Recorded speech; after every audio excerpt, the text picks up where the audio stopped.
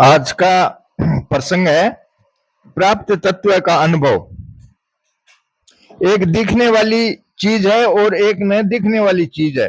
देखने वाली चीज, दिखने वाली जो चीज है वह प्रतीत है, केवल दिख रहा है, और न दिखने वाली वस्तु प्राप्त है, वो हमेशा रहने वाली है। प्रतीति प्रकृति कहते हैं जिसका असत रूप से वर्णन किया जाता है, और प्राप्त को चेतन पुरुष कहते हैं जिसका सत्य रूप से वर्णन किया जाता है। प्रकृति पुरुष चैव विद्य अनादि उभावपी। प्रतीति की तो स्वतंत्र सत्ता नहीं है, यानी जो दिखने वाली चीज है उसकी कोई सत्ता नहीं है, और प्राप्त की सत्ता ही होती है। नास्तो विद्यते भाव ना भाव विद्यते सतः। जड़ और चेतन दोनों परस्पर विरोधी स्वभाव वाले हैं। जड़ तो नित्य निरंतर बदलता रहता है, एक क्षण भी स्थिर नहीं रहता, और चेतन नित्य निरंतर ज्यों का त्यों रहता है, कभी एक क्षण भी बदलता नहीं। जैसे रात और दिन का कभी परस्पर संयोग नहीं हो सकता, रात और दिन आपस में मिल नहीं सकते, ऐसे ही जड़ और चेतन संसार और परमात्मा का अंश कभी परस्पर मिल नहीं सकते, संयोग नहीं हो सकता। परंतु गीता में आया है कि संपूर्ण प्राणी जड़ चेतन के संयोग से पैदा होते हैं। इसका मतलब यह है कि चेतन ही जड़ के साथ अपना संयोग मानता है, अर्थात जड़ चेतन का संयोग केवल चेतन की मान्यता है, वास्तव में है नहीं। जीव भूता महाबाहो ये दे धार्यते जगत मन शिष्टान इंद्रियाणी प्रकृति स्थानी कर सती। इस माने हुए संयोग को छोड़ने की जिम्मेवारी भी चेतन पर ही है, क्योंकि इसने ही जड़ को, संसार को पकड़ा है। जब चेतन जड़ के साथ अपना संबंध मान लेता है तब तादात्म्य रूप अहम पैदा होता है। यह अहम न केवल चेतन में है और न केवल जड़ में है, प्रत्युत जड़ चेतन के माने हुए संयोग चिजड़ ग्रंथि, जड़ और चेतन का जो संयोग है उसको चिजड़ ग्रंथि कहते हैं। यह अहम ही संसार का बंधन का मूल कारण है। इस अहम से ही ममता, कामना आदि अनेक दोष पैदा होते हैं। अतः इस अहम को मिटाने के लिए साधक चाहे संसार की नजर से ऐसा मान ले कि संसार की स्वतंत्र सत्ता नहीं है, चाहे परमात्मा की नजर से ऐसा मान ले कि सब कुछ परमात्मा ही है। श्रीमद् भागवत में भगवान ने संसार की दृष्टि से कहा है, किम भद्र किम भद्रम व देतसया वस्तु न कियत वाचो दीतम तदनृतम मनसा दयात्मेव च। संसार की सब वस्तुएं वाणी से कही जा सकती हैं और मन से सोची जा सकती हैं, अतः वे सब असत्य हैं। जब द्वैत नाम की कोई वस्तु ही नहीं है तो फिर उसमें क्या अच्छा और क्या बुरा। परमात्मा की नजर से कहा है, मनसा वत्सा दृष्टिया ग्रहते अन्येर पिंद्रिये अहमेव न मतो अन्य दीति बुद्ध्य धव में जैसा। मन से, वाणी से, नजर से तथा अन्य इंद्रियों से जो कुछ ग्रहण किया जाता है वह सब मैं ही हूं, अतः मेरे सिवाय दूसरा कुछ भी नहीं है। यह सिद्धांत आप विचार पूर्वक शीघ्र समझ लें, यानी स्वीकार कर लें। ग्रहण उसी का किया जाता है जिसकी सत्ता हो। संसार की स्वतंत्र सत्ता ही नहीं है, वह एक क्षण भी नहीं ठहरता, फिर भी ग्रहण में आ ही कैसे सकता है। चेतन से चेतन का ही ग्रहण होता है। स्वयं आत्मा चेतन है, अतः वह चेतन परमात्म तत्व को ही ग्रहण करता है, जड़ को नहीं। परंतु जब स्वयं जड़ के साथ अपना संबंध मान लेता है तब वह जड़ शरीर इंद्रिया मन बुद्धि के द्वारा जड़ता को ही ग्रहण करता है। जड़ता को ग्रहण करने से वह चिन्मय तत्व है परमात्मा से अलग हो जाता है और उसमें जड़ता शरीर की मुख्यता हो जाती है। जड़ता की मुख्यता को मिटाने के लिए साधक को चाहिए कि वह यह सब नहीं है, यह वास्तविकता को पक्का मान ले। ऐसा मानने से उसका जड़ता से संबंध विच्छेद हो जाएगा और सब कुछ परमात्मा ही है, यह अनुभव हो जाएगा। मतलब है कि उसके द्वारा जड़ता का ग्रहण नहीं होगा, प्रत्युत परमात्मा का ही ग्रहण होगा। जैसे मनुष्य की नजर जब गहनों की तरफ, उनके नाम रूप आकृति तोल मोल तथा उपयोग की तरफ रहती है तब उसकी नजर में सोने की मुख्यता नहीं रहती। ऐसे ही जब मनुष्य की नजर संसार की तरफ रहती है तब उसकी नजर परमात्मा की तरफ नहीं जाती। अगर वह पक्का दृढ़ता से ऐसा मान ले कि यह सब नहीं है तो उसकी नजर में संसार की स्वतंत्र सत्ता का अभाव हो जाएगा। और सब कुछ परमात्मा ही है, यह अनुभव में आ जाएगा। मतलब है कि उसकी नजर में संसार नहीं रहेगा, प्रत्युत परमात्मा ही रहेगा। वासुदेव सर्वम, जो कि वास्तव में है।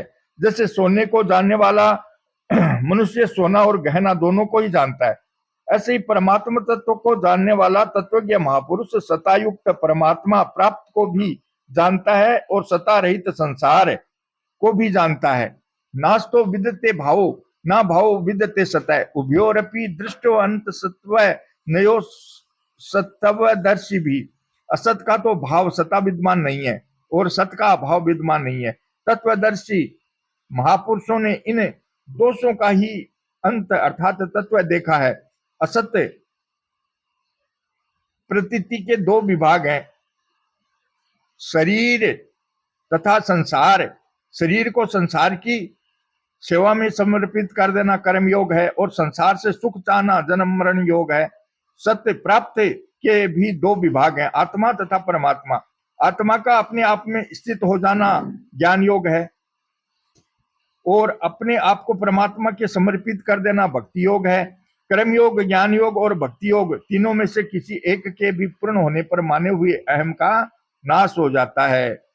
प्रतीति करण सापेक्ष है और जो प्रतीति से, प्रतीति मतलब दिखने वाला, जो सिर्फ दिखता है, संसार है। अतीत परमात्मा तत्व प्राप्त है, वह करण निरपेक्ष है।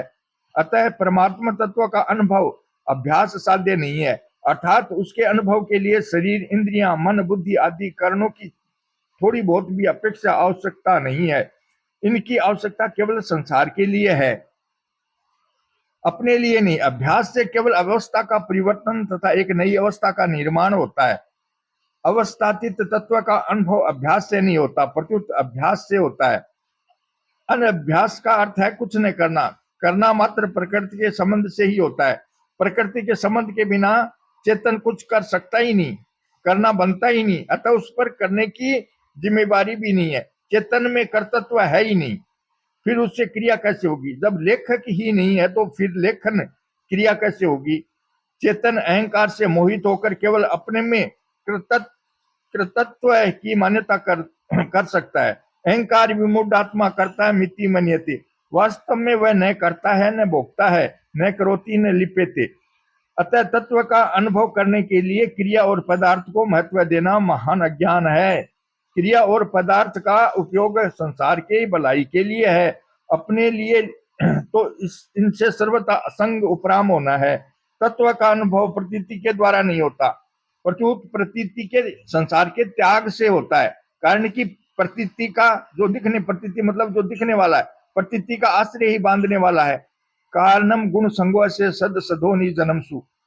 प्रतीति का आश्रय सहायता लिए बिना अभ्यास नहीं होता।